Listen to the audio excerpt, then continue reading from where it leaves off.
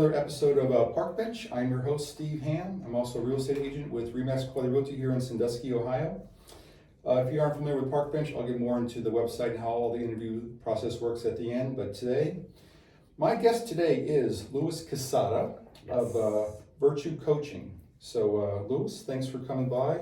Appreciate you coming here. Actually, Louis reached out to me through email after he saw a couple of videos or interviews and said, hey, this would be a kind of a cool thing to do. I said, by all means. So thanks for reaching out again. I appreciate that. Tell everyone a little bit about yourself, where you grew up and your upbringing and stuff. So go ahead. So the floor is all yours. Yeah. Thank you so much, Steve. And of course, first of all, thank you for opening up the space here. Not only for myself, of course, but everyone else within our community that is interested to just continue to raise awareness of what they do and how our community in itself is also creating this support that is really looking at continue to drive and to continue to grow what we do within the region, which there's so much conversations going into that, but of course your time, of course your expertise through guiding through the conversation, I appreciate it. Sure. So I want to take the opportunity to invite myself over to Parkbench interviews. Absolutely, yeah. I thought I saw this as just such a great opportunity to be able to talk a little bit more about myself, to be able to explain some of the work that I do and how do I bring it about and how is it beneficial to my clients, to what I do and to their personal and professional growth as well. But of course, personally, I rarely put myself in a light where I do get to talk a lot about myself.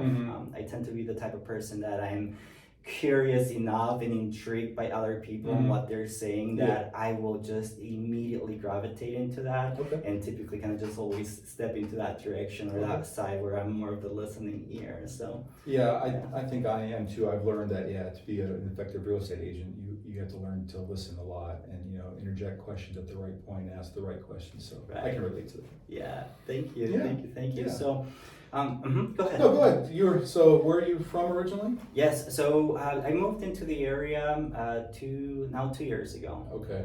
So we moved to Port Clinton, maybe about 15 minutes from Port Clinton, downtown Port Clinton, in a small community that is maybe about 15 minutes from Port Clinton. We moved as we were being able to be closer with family, just the opportunities that came about throughout the region was something that I wanted to be able to also capture and also expand within my experience. So it's been such a great opportunity. So I moved originally from El Paso, Texas, where I was born and raised. So I did live in Mexico, I'm going to say about 10 years. My first 10 years of life was in Mexico. What part? So it's right across the border. So if you think of El Paso, Texas, and you see Texas, the very, very far east of Texas, that little point that you see. So just that little point that you see in Texas, that would be El Paso. So we have New Mexico, which is Las Cruces, the city of Las Cruces, and we have Ciudad Juarez, which is in Mexico, about maybe about a 5-minute drive over to the border to Mexico, and about maybe 30 minutes to Las Cruces. So everything else is so much closer than anything else in Texas. El Paso. So that's where I grew up in Mexico. So always within the border community. Of course, our border community is so rich within Hispanic populations. We also have Fort Bliss, which is our military installation. And as well as a retirement community. So you do see a little bit of a mix coming in and out of El Paso, a little bit of a mid to large size city. So all my life was there.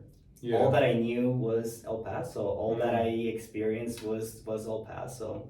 Not until recently, I had the just wonderful opportunity to travel to Costa Rica, where we lived for about 8-9 months. This is during the pandemic. We traveled to Costa Rica, and then next thing we know, we can't also even travel back to be able to see family. We were basically also just stranded there, part of work, but also in a way not being able to visit family. So it really placed us in a different and completely social cultural environment that was such a beautiful experience to be able to see firsthand and to be able to interact with. So I'd say that for myself, I just taken on that role and that opportunity, that whenever I also kind of place myself in different situations or different spaces where I get to live in, I want to be able to explore. I want to be able to get to know what's going on. I want to be able to get to know people, the culture, what's going on, etc. Yeah. That's cool. Yeah. Cool. Thank you. Yeah, no. I've taken my wife and I've taken a few cruises and going down to the Caribbean and Mexico as well and visited there. So I think part of which I'll get to a little bit with you as well at some point, but being in the military, you do get to experience the different cultures, and not that I really wanted to go to the Middle East and experience that culture, but I had no choice. But visiting different states or different countries and just experiencing their way of life, it broadens your horizons. So I think that kind of helps, maybe help you or mold you into the person you're going to become in the future. As long as you can accept it, and kind of learn from it. You should be wanting to learn from that. So right. So you have this business called virtu-coaching. So let everyone know, what exactly is virtu-coaching about?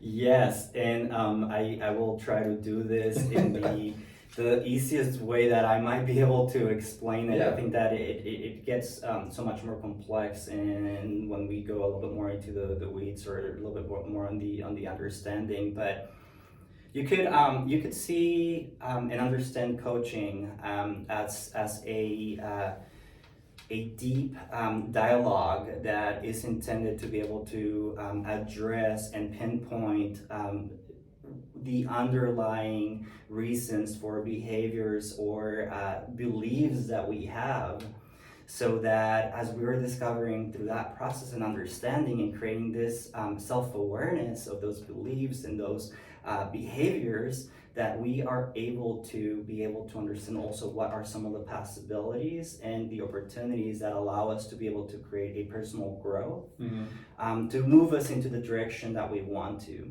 Okay. But not only that, of course, I think that one of the things that I always talk about too is that we move in the pace that is true to ourselves. Either the emotion about thinking, I want to be able to have this milestone at the end of this month. Well, as we are addressing, let's say, for example, what are your internal or external resources to be able to accomplish that goal?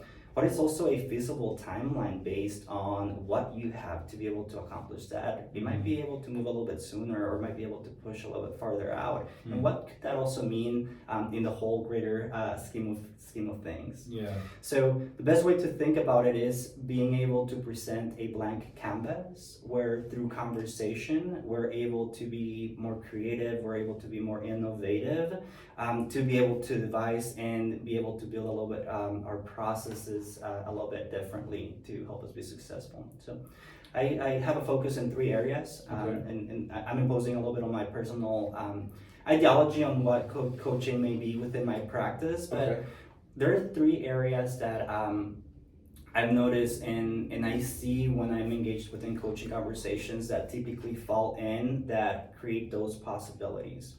One of the areas of our lives, for example, are within what creates a purpose. Why do we do what we do? Why do we want to keep doing it? It falls then in the second area into a process. How do we do it? What are the steps to be able to accomplish it? What is needed to be able to do so? So it follows a little bit more of a task-oriented. And if we are able to have a purpose, if we are able to have a process for that, does it truly align with our lives? Does it truly provide us a fulfillment in alignment into what we want out of life? So typically I see those 3 areas. So within my coaching practice, I tend to be able to explore a little bit within each of those areas, be able to help define a little bit more what that purpose is, or if it's an area where maybe we need to create a little bit more of a process, something that is a little bit more tangible, something that is more goal-oriented, then that's where we can introduce. And the last piece would be, the fulfillment area. So how did you go about getting into this? I mean, what kind of led you to want to do this? Yes, thank you, and I had so much fun with this question. So I'll just give a heads up that if it's okay that you do send some of the questions that we covered today. So of course, anyone being as nervous as I am to do some of the interview questions here with you, you get a heads up for starters. So I did get that question prior. Yeah. And I wanted to say, Steve, so there were so many different factors throughout my life that led me to do what I do today. But I'm going to just maybe just going to bottom line exactly what was it for me through my life and through my career. A lot of what I do is having conversations with people. So I come from the mental health field. And I did that type of work for about 6-7 years, and then into the community engagement and outreach, creating and mobilizing communities with the U.S. Census Bureau, for example. And I started realizing that what I brought and what I did through work, I did so through this kind of like general practice or generalist way of seeing things. So I have a general skills set that allows me to do what I do in my work, and I do so good. But there's this area of my skill set that I started developing, which I feel started becoming more of my niche.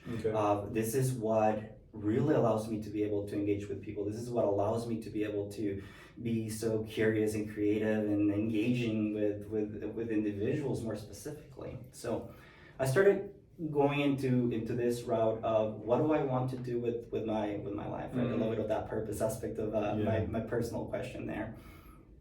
What I want to be able to continue and do all throughout my life, all of my work, professionally and just personally, I've been so much involved and ingrained on helping people. That's what I've done. I help people. I want to help people. I want to do this, and I want to do that. And I always thought in my mind that within the role that I could play within my communities, I would be so good, and I could do so from a systems level. And how could I be able to create that impact from a systems level, either influencing policy or writing procedures or even managing individuals that might be able to help us run or implement more specifically a program. And I started realizing that a lot of the time that I would create a lot of that impact and where I would find most of the joy is on one-on-one relationships and one-on-one conversations. So it just resonated so much with me. So I started going through a couple of certification classes, starting about 1.5 years to 2 years almost. I started doing a lot more digging into where can my path take me. I started looking into the clinical therapeutical school. See, I already have my master's degree in emergency management, but I wanted to browse a little bit to see if that could be a possibility within counseling. And I didn't want to stick around so much into the chronic, persistent mental health illnesses. I think that is very important, and we have plenty of clinicians and so much work that we can do within that area too. But I wanted somewhere where I've fallen most of my time, and most of us are within that area, which is that in between what we think or say about what mental health is, and then what we say severe and persistent mental health illnesses, and everything else in between is kind of feels like it's life. Within that, it kind of just feels that it's life, but at the same time, being in this moment and in this present time and what we want to be able to accomplish, I always kept thinking, well, how does that get me to the next step? What gets me to the next step? What can I offer to my clients that gets them to the next step? So when I did more into that research and into those certifications, I started finding out a lot more about coaching and how could I bring about those narrow zoom in skills that I'm talking about into what I do. So thinking about this interpersonal skills, what we a lot of times hear about the soft skills that we look for or that exist throughout. Those are the areas where I just basically aimed towards continue to increase and continue to grow. So how could I just be able to devise those into my work? So definitely a couple of different factors, like I said, but within those layers, Steve, just the thought here is the intent to continue to be able to help, Mhm. the idea that I can narrow down based on what my expertise is and something that I can also enjoy Yeah. being able to do. And then the fourth area, which is I continue to create an impact in my community. So those would be how I got into Okay. this, what I do. Yeah. Well, we both share a common trait here of wanting to help others, basically. And I think, I mean, we both have served in the military, so thank you for your service. I did read some of that. Yeah, we were both did some time in the Army, different jobs, of course. But I think, I mean, that's obviously serving your country, but I do, for some reason, have just the desire to want to help others, which obviously goes to show, serving in the military. Flying, being an EMS, you're constantly, helping, someone who's ill or sick, and then, now in real estate, I'm helping people try to find, property. Yeah. So, and with you and doing the virtue coaching, you're trying to help others, maybe kind of help guide or steer them on maybe a more precise path in their life, which there are times when I think maybe I could probably use some of that too. I mean, I tend to juggle a lot of things right now, and at times I'm like, am I trying to juggle too much? Try to maybe simplify my life a little more. I do think that I'm the kind of person, though, that the more I have going on, the better I function. And if things are hard to slow down or there's not enough there, then it's a bad thing for me. So now I get try to find something to do. So now that I don't have a set schedule per se, I can kind of run my own schedule. It's like, okay, make my own time, doing real estate, audiobook narration, acting sometimes, but and then doing these interviews. And it's nice to be able to have that flexibility, but yeah, so serving others, we have that in common, which I'm thankful that you're like that. So I didn't know that there was certifications for it, which is good. Yes. So how does someone go about how would a typical, I guess, coaching session work with you, basically? Sure. So typical coaching session, it can just be so different. But I wanted to just briefly go back to the different kind of certifications that also exist. And I think that mainly within my field, a lot of what I see is your life coach or life coaching. And basically anyone can become a life coach. Anyone can basically be able to practice, and I mean, as long as you're marketing it and selling it and people want to buy it, I mean, as long as there's a demand, there's a product. I think that's what I say, right? But yeah, there is so much more into that is baked into it. I would hope so. Yeah. Yes. So there's more that it's baked into it. I mean, some of the certifications that I've completed, for example, is the positive psychology-based health and well-being coaching through an executive coaching program. I'm also a agile coaching skills certified facilitator. I'm also an emotional intelligence certified practitioner. I am also a peer recovery supporter. Maybe we'll talk a little bit about that too. Sure. So, as you're browsing even more and more through some of the certifications that exist through online now, you're starting to have body accreditation bodies that are now looking also at certification programs to ensure that they're also meeting and hitting the standards. Mm-hmm. One of them, for example, is the International Coaching Federation. Actually, I've just been accepted to take the test. So there's a whole thing that you have to do to be able to be accepted to even take the test. Okay. The National Board of Health and Wellness Coaching, which I'm taking on November, also a whole process to be able to get to that benchmark. Oh. And also the board certified coach. I'm not pursuing that one just yet, since I hope that I get this to our accreditation certifications. Mm-hmm. It should be good for me. But there's so much more that goes into learning, and there's so many more models that can be added as additional layers and tools that clients might be able to utilize, for example, that can also be able to gear and help on the process. But going back to that initial question, and maybe you have something in mind. Go ahead. No, when you talk about this, I just didn't realize the amount of training involved for what you're doing. Because to me, when I think of life coach, you would think, hopefully it's not someone that's like 25 years old trying to say, oh, I want to be someone's life coach. Well, in my opinion, 25 years, you really haven't, I mean, you may have experienced a lot at that point, but I personally wouldn't think you're qualified enough to give like, coaching experience to, a broad spectrum of people. I Right. wouldn't think, even if you had a little training, I couldn't see a 45-year-old person going to see, a 25-year-old for life experience stuff. I mean, although they could probably do it, to me, I would want someone that's probably equally in age and stuff. So to hear you talk about the certification that you need to get and what you have, that's impressive. I mean, it really is. So kudos to you for that. Oh, thank you. It's been a lot of work. Yeah. I've dedicated a lot of my time towards it.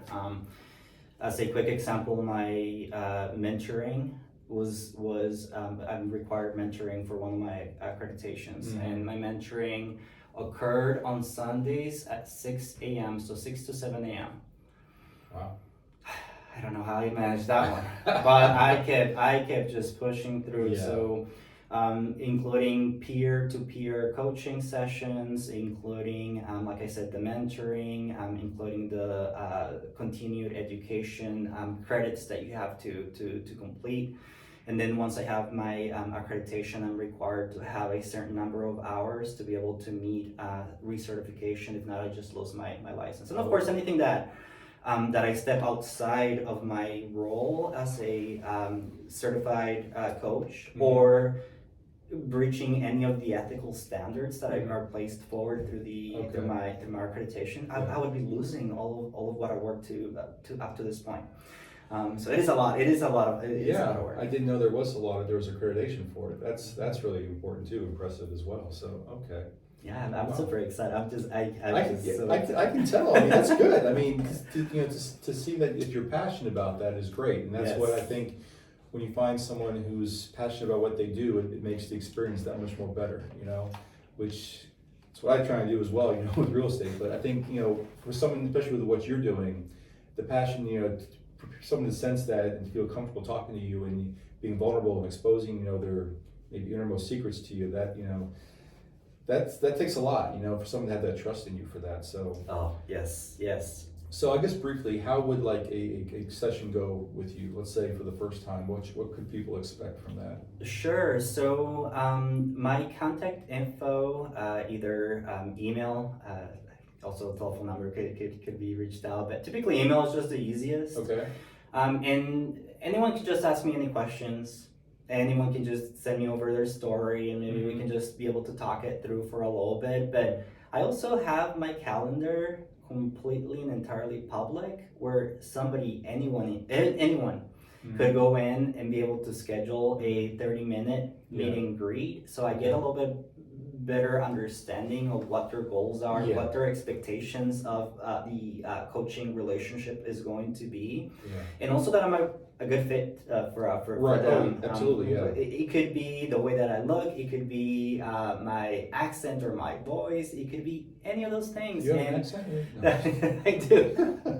I mean, it could be any of those, right? And the point is that the intent is that we are creating a partnership. Right, sure. And through this partnership, very much like you pointed out, is that people, my clients, when they talk to me, they are placed in a vulnerable spot, and they are trusting that all that they tell me is going to be completely private and confidential. Right. Yeah. They're trusting that I'm not going to have an ill intent or something to guide them or misguide them or anything else, right? So it does open up that vulnerability, and of course I think it's important that we have that conversation.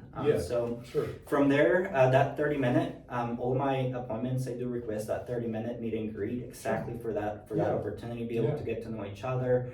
And then from there, we can devise how long of a coaching relationship we want to be able to establish. I typically recommend 6 to 12 sessions. Okay.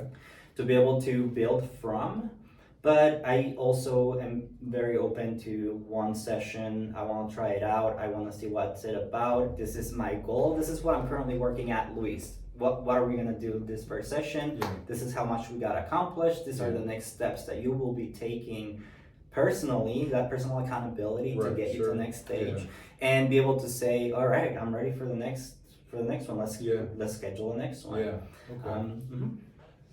Okay. Okay. Well, that definitely helps. I mean, for people to know what they should expect when they first come see you. There's a couple other things here that, as far as with you. So, what do you think drives and motivates you to do this and to help people? I mean, you always like to help people, but is there anything additional that drives you or motivates you to do this? I think that you pointed out exactly at it too. I think that working with others who have this perseverance to grow, this intent to do things differently, to do them better, to do them the way that they want to. To me, I think that is exactly what motivates me, and just hearing also that success. There is something I placed there as one of my answers, and it's an aha moment, what we call in coaching. I saw that, You hear a lot of it, an aha. And the best way that you can describe that is that you have this belief that you've been holding on for quite some time, and through this dialogue and this exploration, we've pinpointed this area that it's where it's stemming from. And knowing that, now you can do something different about it. In that instance, usually it's a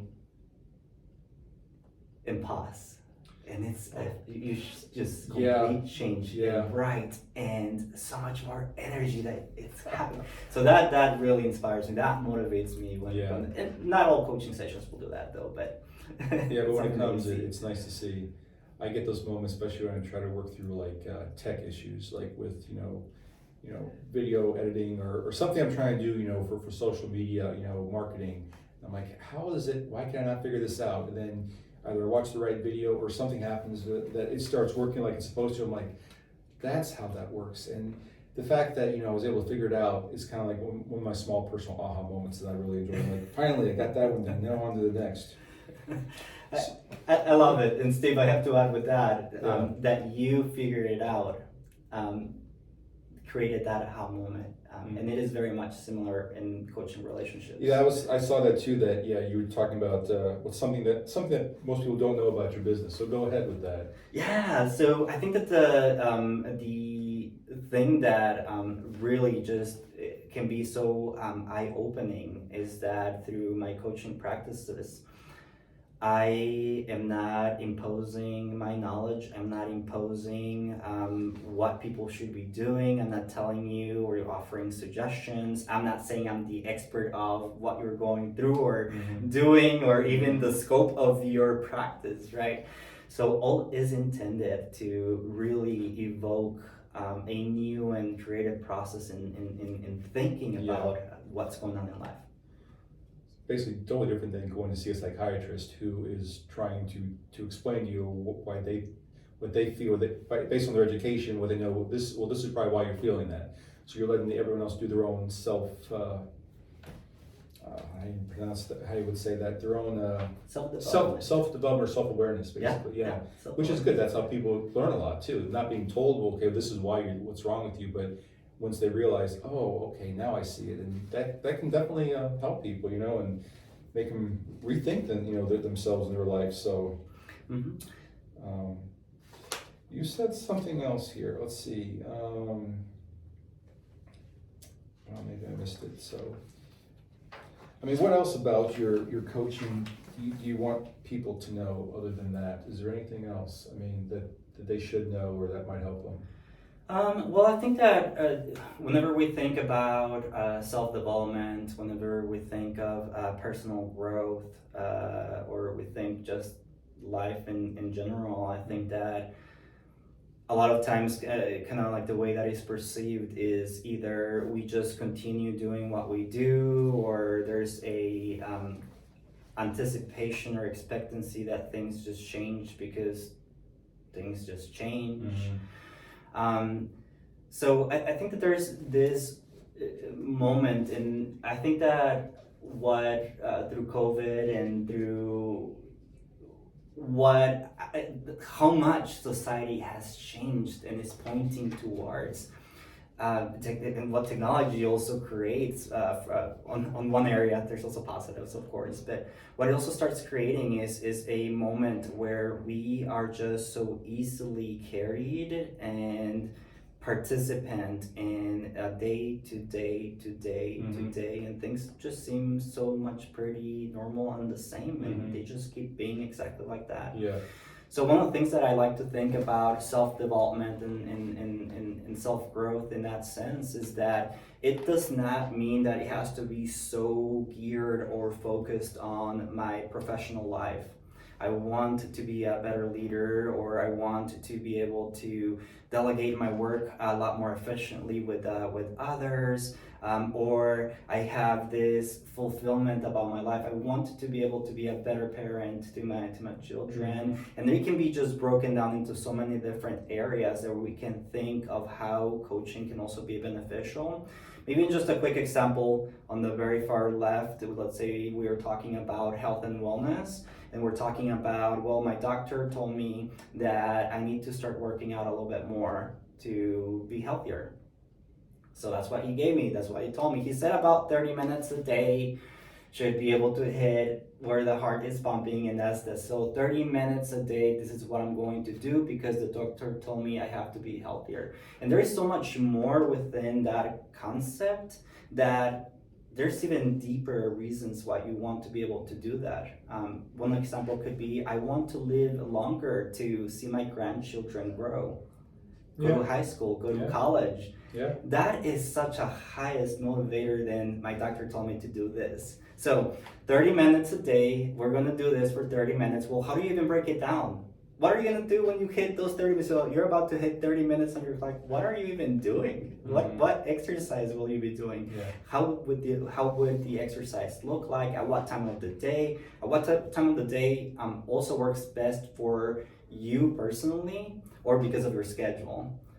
I am more energetic in the morning, but my schedule doesn't allow me to be able to do that. Well, what can we work in between? And then we can just keep moving through that line, kind of headed towards also self-awareness. And how do I create the space to be able to think about myself? How do I represent myself? How do I even think about myself? What are those self-perceptions? And how does it even relate or impact others around me? And does it even match how I perceive myself, how others perceive me?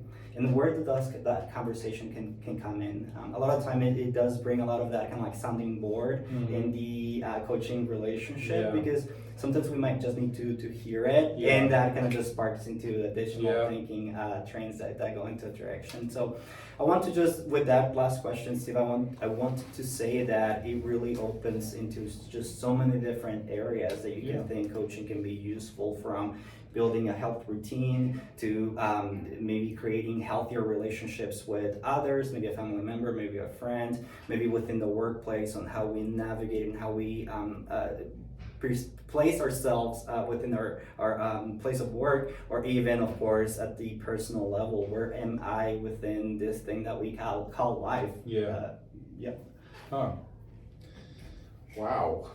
I just had no idea that it was so in-depth with all that. That's what I find incredible about it. So I think a lot of people could use that kind of coaching, just to kind of reevaluate themselves, maybe reset themselves, because with everything that's going on right now in the world, some people may be kind of losing their way on stuff, or in a rut or something, and we just need that extra motivation or inspiration or whatever it is. So I tend to try to find my own a lot of times, so you always, I do a good morning post on Facebook every day that my wife makes fun of me for, but it's my way of not only trying to motivate others, but it's way to motivate myself too. So it's kind of the twofold thing. But yeah, I'm more of a self-motivator in a way, but when I'm around people who are also motivated and energetic and passionate about what they do, I feed off that, So I try to keep my circle of friends that are like that. Anyone who's not, I'm like, okay, I'll know you, but they're more kind of the negative sort of way, and now you can keep that to yourself there, but I don't want nothing to do with that. Right. And it keeps my mind free and clear, and I can, you know, function as I normally do. What do you think are some of your greatest challenges in your job right now? Or are there? Well, I would say that for myself, just starting my business, I think that one, of course, creating an appealing marketing brand that resonates with others is a little bit of that challenge. Mm-hmm. Because I've never seen myself much of a brand or mm-hmm. something that people are purchasing. Yeah.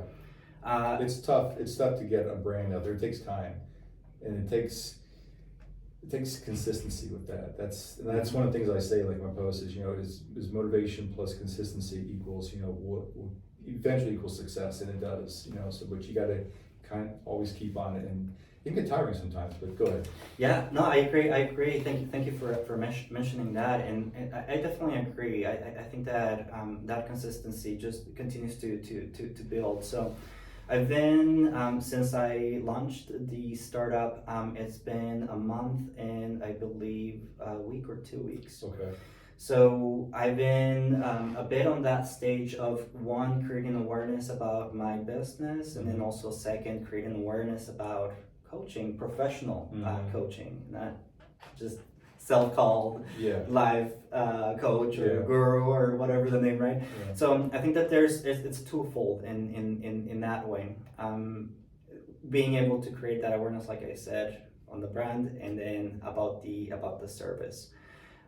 Being within the region, I'm trying to capture at least the counties where I've worked in before, prior to establishing my practice. So within Huron, Erie, and Ottawa counties, so I start spreading up a little bit, and I'm looking to be able to start making a little bit of a reach also to the Columbus and Cleveland and Toledo area, just so that I can start creating a little bit more of that visibility and establishing again myself as a brand or as a marketing or as an entrepreneur in a way, shape or form. So. That's kind of like the area that I work. I've been working on something a little bit differently. I'll say it through this video since I haven't released anything on this, but I'm working on devising a little bit more of a program within a signature presence where it pushes us outside of the marketing and branding piece of it. Well, there's marketing and there's branding, and there's also a signature presence of what as a person do you bring to the conversation, that to the moment, to that presence, that even when detached or not there, it kind of carries. In the way that I see it in my mind, it's kind of like this cologne that somebody just passed by, and then years later could just all of a sudden I remember this one person. I remember this one person I saw doing this interview with. And I can't quite remember their name. But it is this kind of notion that we exist in a way that it is permeated into someone else's memory. And I want to work a little bit more on that. So I'm going to be on the drawing books to be able to define and be able to tailor a program around that, so that maybe I can also start delivering something that could be a little bit more substantial on the side of the marketing, branding, maybe other entrepreneurs that are interested within that kind of like train of thought that I'm bringing. I'd say entrepreneurship, it's a great thing. It's just, it's tough, especially when you're first starting out, you know, kind of trying to get your name out there, the marketing stuff. And it's something you have to be passionate about, and you know, no matter how bad a day can get or what the business can get, you know, if you really want to do it, then you just got to stick with it, you know. And but you also got to have some kind of plan in place, because if you don't, you're just going to be throwing things everywhere, and then when the results don't come like you want them to, then you're going to be like, okay, this is something I really should be doing. So there's just a lot goes into it. But I mean, entrepreneurship is fun, especially, you know, when you can just running your own business can be fun, but it's also tough and tedious, you know. I mean, there's some hard times, but I think, you know, if you keep going through it, then in the end, you know, it'll blossom like it should. Then you'll be happy. So, but everyone's got, I think, a little bit inside them. Most people, anyway. Some people rather just, you know, work for the man, which is fine, which I've done for most of my life. But now in this business now, it is my real estate business essentially. I get assistance, from the brokerage here. So, and it's just tough, but yeah, I mean, but yeah, have the passion, keep going. We discussed a little bit earlier, but what is something that people don't know about you that we share? I think I mentioned it though, but so you were in the Army. What did you do? Yeah, and typically the people are baffled or just what? Yeah. So yeah, I was in the Army. I enlisted shortly after 9/11. This was just during a time that I just wasn't doing too good with school. I had just flunked out of college. I didn't have any direction. I just didn't want to make any decisions, and recruiters talked to me. He says, "Well, you could join the military. We're gonna get your test, and based on your test scores, you might have this cool jobs and this and that." Yeah. Probably know exactly what I'm talking about. Yeah. Well, I joined the military, and I was in for about a little bit short to 2 years, and discharged early from my contract. I discharged a little bit early on a medical discharge. Okay. So not a lot of people know this, that I was in the military, and I think I only have one picture, and Okay. it is the only one picture I've had that I was Probably the graduating basic training picture. I think it was one of the one that official one that with the background, the drop background with the ACU, the uniform on. That's the one I have. You probably look tired as can be from all the training, and you didn't get much sleep. Yeah. It's the prize one. Yeah. And then my lips were so dry. That they looked like this, and then my eyes were all puffy, and yeah. No, I've been there, done that. But I mean, it's great that you actually, you figured out how to kind of what choice to make when you really didn't know where to go, and it seemed like the military did kind of help you straighten you out, a little bit, as far as some discipline, and direction, which we all need at some point in time in our lives. Not saying you have to go to the military to get that, but having that direction or some kind of structure in life to lead you along is something. If you don't do it yourself, hoping someone else can kind of do that for you, some kind of mentorship. So, and that's exactly what I did. Yeah. I'd say that after I discharged, I went straight back to school, and within 3 years, I finished 2 bachelors. I completed the psychology. Okay. Bachelor's, and then I integrated philosophy for a double Bachelor of Arts. But I would not have been able to do so if it had not been without the structure and discipline that was instilled in me through the military. Because even when I discharged, it just always, even today, it just feels that it's been so far back in my life, and just like such a snippet. Yeah. That it just kind of feels like there's just some like image of me when I was in the military, but in the greater context of things, the what it brought, working with others. I think that also one of the other ones that I just can cherish from the military, just the feel of belonging. Yeah. It did not matter where you came from. All of us were working together. Yeah. The feeling of the support, it did not matter where you were at, everyone's picking you up. So that was just ingrained into what I did. Yeah. Well, it's great that it stuck with you all this far too. I mean, you were in just for a short period of time, which nothing against that, but the fact that a little bit of time had such an impact on you that made you what you are today. So yeah, it's great that it stuck with you. So shifting gears here a little bit, what is some things you like to do in your off time when you're not coaching? I like to learn.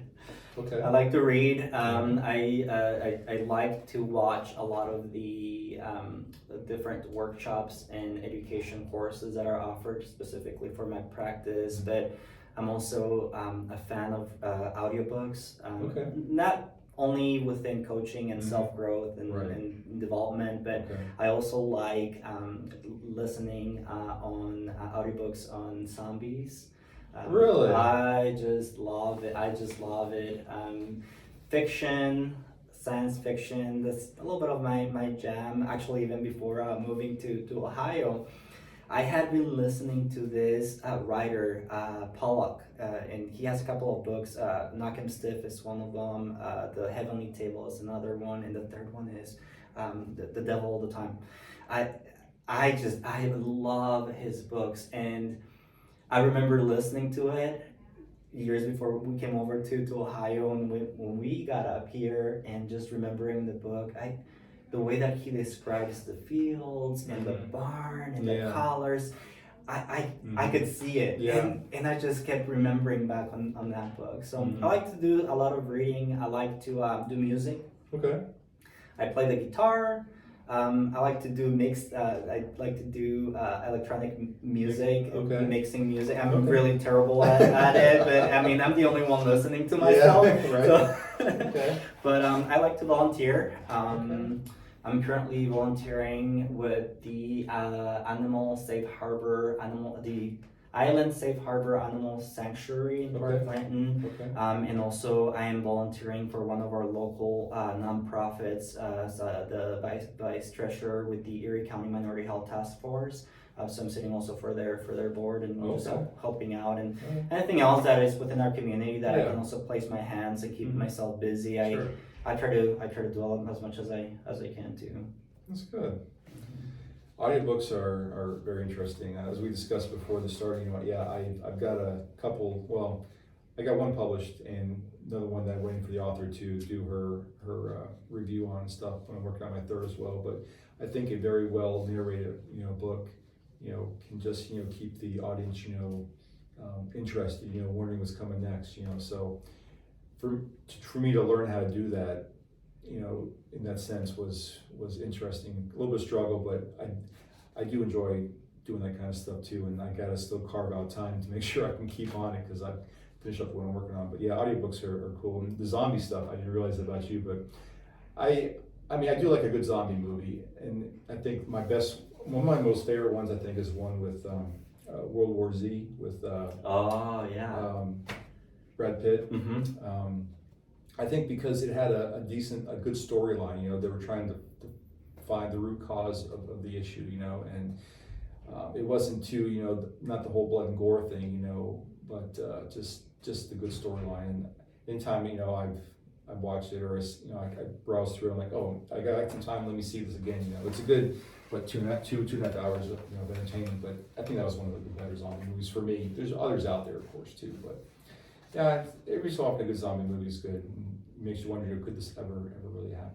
So, yeah. Yeah, there's this trilogy that is really good, and I think that you'd enjoy it because on the first book, when they finally escape, they do so because of a Russian helicopter mechanic that got the helicopter fixed, and then they take off, and then he goes into the second book as they're kind of like on the helicopter trying to decide where they're going to land, and then they get into like a place where there's some people, but I mean I think it's called Apocalypse C, similar to the C there, but Apocalypse C, I think that is the trilogy on that one. That is very, very good. That's a good audiobook. Interesting. So real briefly here, you said you used to be a shy kid. Yeah. Do you still find yourself being shy, or a little more extroverted now because of the coaching? Well, I would say that it's definitely taken a turn, and I feel that I'm still a pretty shy person when I'm in public, or even, of course, doing something like this, and obviously you make this so much more comfortable and easy, Steve. I'm glad. Thanks. But I would say that it started changing when I had my first professional job, which is just right out of college, when I had my first professional. And I would do intensive care case management. And I was appointed as the person who would deliver the mentor trainings, the interviews and the onboarding process for the kids and the families to be in the program. Yeah. And I said, I've done maybe a couple of public speaking presentations for one of my public speaking classes, and that's about it. But since then, I just started, I'm gonna say, coming out of my comfort zone, my shell, to really just enjoy it. Possibly the largest presentation I've had was about 100 people, which I had to do in English and Spanish, because we had in the audience we had people that would only speak English or would only speak Spanish. So they asked me, would that be okay? And I said, sure. Yeah. And of course, once I'm in the middle of it, I'm like, okay, this is a lot of work. Right. But I just pushed through it, and I could see how much people just enjoyed it.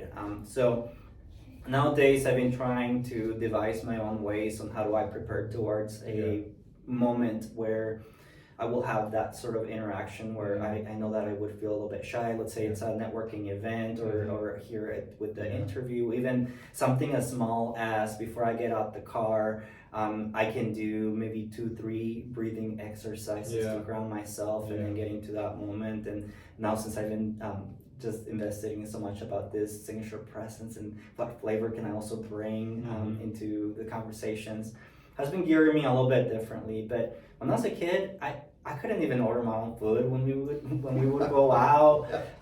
We would sit on the table, and then of course I was just gonna have like something small, like a small hamburger or a kid's meal or something, and I wouldn't even look up. I would just stay quiet. Somebody would approach me, I would want to cry because I was just shy. I didn't want to talk to anyone. Yeah. I used to be shy as a kid too. I mean, a lot of people probably already. I used to feel the same thing, and anytime a spotlight was on me, you just like you get that feeling inside, like, oh my God, what do I do now? What do I say? Or you start sweating or whatever it is that happens.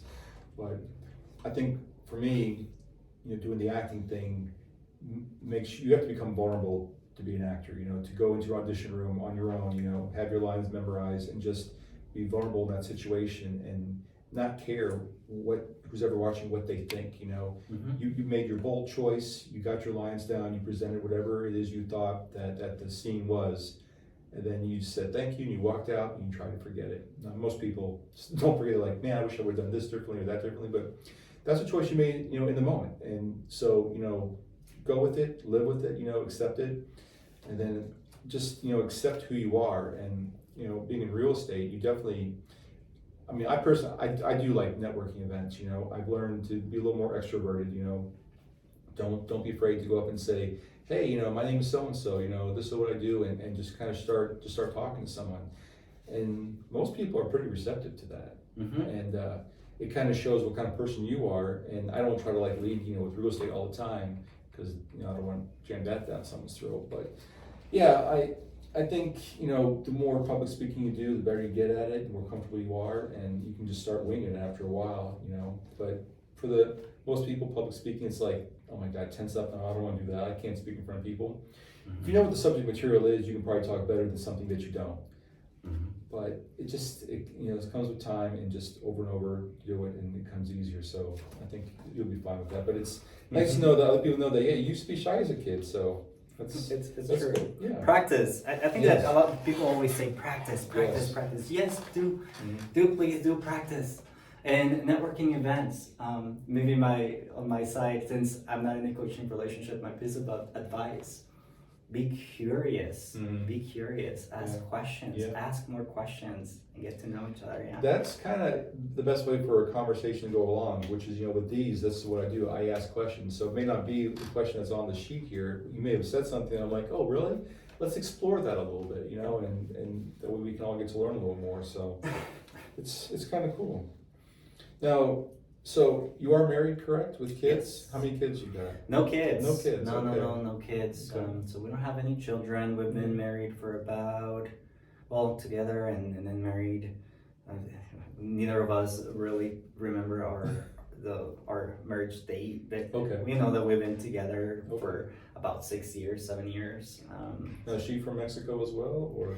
No. She is from Ohio. Oh, okay. She's born and raised in the area. Okay. We met in El Paso. She was visiting El Paso for for work.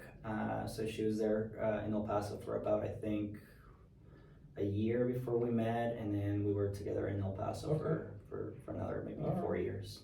But she's originally from Ohio. Yes. What part of Ohio? Portland, you said, or? No. She grew up south of Cleveland. Oh, okay. Not Akron. I can't remember. Okay. She always tells me. We won't tell her this that she. That's all right. She'll Okay. she'll just laugh. Okay, Yeah, good. yeah. Good. She'll just laugh. The same with the dates. Okay. She'll probably. Do you guys will plan on having any kids anytime soon? No, Okay. no children. Okay. So I did take the decision, maybe a little bit personal here, but I did take the decision of not having children. Okay. So I did also complete my procedure surgery, so Okay. I don't have Okay. children. Okay. So at least in the books, we're not also thinking on adopting either. Okay. So Okay. we want to be able to just Yeah. continue as we do. So we do of course have our puppies. Mhm. We have three dogs. We have Okay. all three of them are about 20 pounds. So Okay. all of them are small. Yeah. Mutts.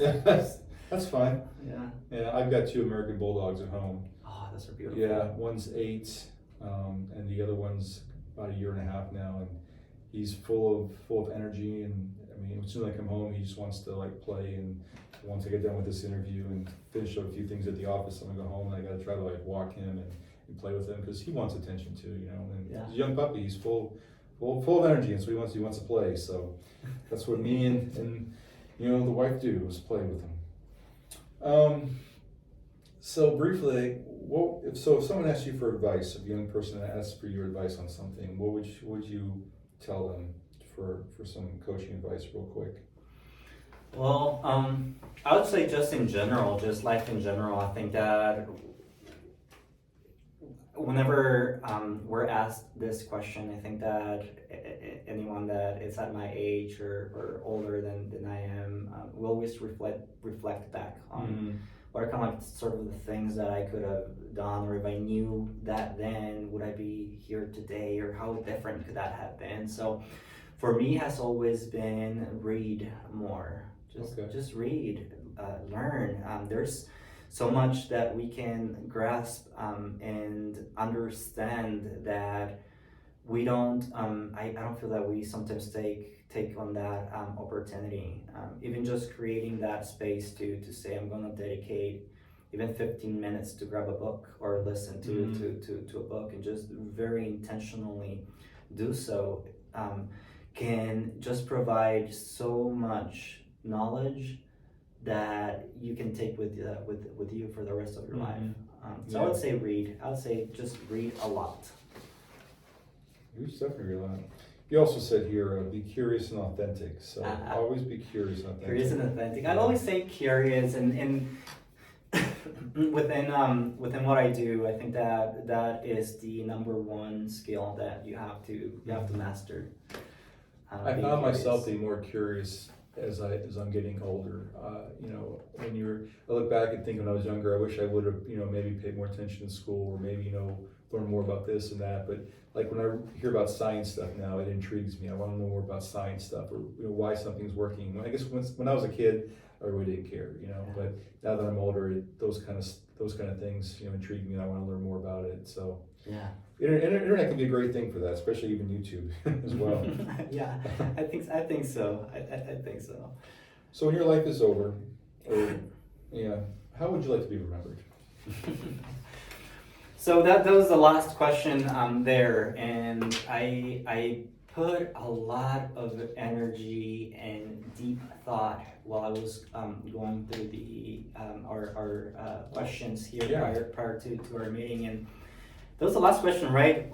How do you want to be remembered? Yeah. And it just sparked so many different things of how can I be remembered. And I think that one of the initial things that anyone and everyone will always kind of be geared towards is the legacy that is left behind, or this name that will carry, that was remembered for doing and helping and doing all these things. And I was just really trying to define what could be the most that I can be remembered for, and maybe something that kind of just applies within anything that I want to do. challenging the status quo was the best that I could come up with. And that is also a very, very personal level too, because I am the type of person that if I'm engaged in a routine and things are doing exactly the same things that I'm doing, and every day I'm doing the same thing that I'm doing the previous day, and then the next day I will be doing, I want to challenge that. I want it differently. I want it with more flavor. I want it with more texture. Yeah. So I would say that challenging that status quo, wanting to do things different, changing the way that things are done. If it's not broken, don't try to fix it. Yeah. No, if it's not broken, let's see how we can make it work differently. How else could we make it work? So I want to challenge that, right? I want to challenge how things work. I can see that, yeah. I think there's a ton of, especially with just the internet itself, but there's a ton of tools and resources out there that you can definitely probably make things a lot better, maybe work more efficiently, you know, and people, I mean, a lot of famous people have challenged the status quo in history, you know, and made a name for themselves, and just because they wanted to just step out of that mold of the norm, which, you know, sometimes that's what we need, you know, a little change, you know, doing the same thing over and over again can get mundane, you know, and when something new comes around, it's like, oh, hey, that's kind of cool. Yeah. I see that all the time, so, I mean, kudos for you for wanting to do that, and I really hope that you can you can do that, you know, with the coaching or whatever else you're doing, you know, in your life, and be remembered that way. So yeah, thank cool. you. And yeah. I would even also add with that too, Steve. I think that this precisely right. I think that this interview and everyone that has participated with you, not only you breaking the what do I do as a person that within the real estate could be different, but also as a person, what can bring about the things that are within my interest and what I enjoy, and then how can I do that while also uplifting my community. So challenging that status quo. Everyone that would come here to be able to speak with you is trying to do something different, to be able to be in a different light or a different whatever the case may be. So I think that's exactly that same motion. I guess it could be. Like I told you before we started with this, that, you know, I mean, there's so many real estate agents in this area, you know, you can throw a rock and pretty much hit one. And, you know, I wouldn't say I'm in competition with, but, you know, we have a lot of very seasoned agents in this office, you know, Linda Armstrong being one of them. And, you know, she's been doing this, you know, for, you know, 30 years plus. So, you know, everything she does now is based on referrals. You know, people just know her, you know, for stuff. And like, so how do I put my own brand or name out there? And, you know, between all the social media stuff is fine, you know, but when I found Parkbench, I'm like, this is something new and something different. And yeah, being able to talk to people is kind of cool, get to know them, you know. And to me, like I've said before in many other interviews, you know, establishing a connection, getting the relationship going, and keeping it going even after the interview is done. It's not just, you know, one and done thing, you know. I like to keep in touch with people. Perhaps maybe I try to communicate maybe more than what people want to, I don't know. Yeah. I'm just kind of guy, if I'm gonna send you a message and you tell me something, I probably respond back with, okay, thanks, or I got it. Just let you know that I've received your message, and, you know, this is my return back. You don't have to say anything more, but a lot of times people will leave something kind of open-ended, you know, just like, let's not do that, but, you know, okay, teach his own. But that's just who I am, and I think once you realize who you are, accept it, and just do that, and not worry about what people think, then life gets much better. And since I've adapted that mindset, I mean, life has definitely been better for me. I just don't really care what, you know, people think about me, whether it's, you know, positive or negative. If it's positive, great. Negative, okay, fine. You can't please everyone, but for the most part, you know, the way I handle and conduct myself seems to be pretty good. So, in doing these interviews is definitely kind of probably one of the coolest or yet hardest things I've done, other than probably the real estate thing. It's just, you know, trying to build that network up and just meeting interesting people and seeing what else is out there. So yeah. How can people contact you to try to get with some coaching? Sure. So people can visit my website, which is virtu-coaching.com. So that's V as in Victor, IRTU virtu-coaching.com or Luis at virtu-coaching.com. So by email or straight through my website, people may be able to contact me. Like I said earlier, my calendar is completely and entirely public. Basically, you can jump in, be able to look at openings that I have, a 30-minute meet and greet, so that I get to understand a little bit more on the goals that you're building and how can we work together, and that I'm meeting also those expectations in the same way that you understand where I come from, what my approach and style is, so that we can better fit together. So I appreciate this. Yeah, no Steve. problem. So if you're looking to just get some virtual coaching done, by all means, contact Lewis here and see what he can do for you. As far as for the Parkbench thing, real quick, so it's parkbench.com/Sandusky, and what I do is I like to interview, cool and like successful or amazing local small business owners, community leaders, public officials. I just recently interviewed Erie County Sheriff Paul Sigsworth, so that was kind of cool, and interesting people. And just to interview them, and then I posted the interview for free on my website, so you get free promotion out of it. And in return, I just ask that, if you have any real estate questions, or that's anyone in the market to buy or sell, you can hopefully maybe kind of refer them my way as well. So other than that, that's how Parkbench works. So feel free to reach out to me either through the website or at steven.ham@remax.net. I'd be more than happy to get back with you and work something out. Other than that, Lewis, thanks for stopping by. Much appreciated to meet you. Appreciate everything. Good luck with the coaching thing. And until next episode, take care and see ya, and have a great rest of the day. See ya.